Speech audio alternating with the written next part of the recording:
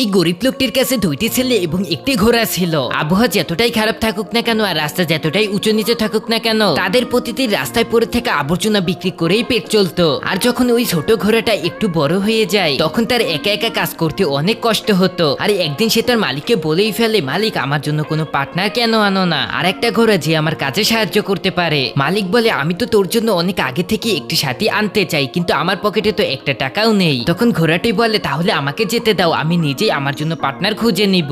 মালিক ভাবে একে যদি যেতে দিই তাহলে ও কখনোই আসবে না, এই জন্য সে বারণ করে দেয়। তখনই ঘোড়াটি বলে, আরে মালিক, আমি তো আপনাকে খুবই ভালোবাসি, আমি আপনাকে ছেড়ে কিভাবে যাব। মালিক তার ঘোড়ার এত সুন্দর কথা শুনে সে তাড়াতাড়ি তাকে ছেড়ে দেয়। ঘোড়াটি এতটাই খুশি হয় যে সে তার মালিকের চারপাশে লাফাতে লাফাতে ঘুরতে শুরু করে এবং হঠাৎ করে ওইখান থেকে হাওয়া হয়ে যায়। যখনই ঘোড়াটা যায় তখন মালিক একটু চিন্তায় পড়ে যে ঘোড়াটি আমাকে বলদ বানিয়ে এখান থেকে পালিয়ে গেল না তো। এদিকে ঘোড়াটি গ্রাম থেকে বেরিয়ে জঙ্গলে গিয়ে পৌঁছায়। ওইখানে যাওয়ার পর সে পেট ভরে ঘাস খায় এবং ঠান্ডা পানিও পান করে। আর পেট ভরার পর সে তার সাথীকে খুঁজতে শুরু করে, কিন্তু যাওয়ার পথে সে একটি গাছের নিচে একটি গুহার মতো দেখতে পায় এবং পেট ভরে খাওয়ার কারণে তার হালকা হালকা ঘুমও আসতেছিল। এই জন্য সে ওই গাছের নিচেই ওইখানে ঘুমিয়ে পড়ে। কিন্তু যে গুহার সামনে ঘোড়াটি ঘুমিয়েছিল সেখানে একটি মা শিয়াল তার বাচ্চাকে নিয়ে থাকতো। আর কিছুক্ষণ পর সে যখন ঘুম থেকে ওঠে তখন সে তার ছেলেকে বলে, বাবা বাইরে গিয়ে দেখো তো আবহাওয়াটা কিরকম। বাচ্চাটি বাইরে গিয়ে দেখে তাদের ঘরের সামনে তো সবকিছু সাদা দেখাচ্ছিল। সে ভিতর গিয়ে বলে, মা বাইরে তো অনেক বেশি বরফ হইতেছে, রাস্তাও আটকে গেছে।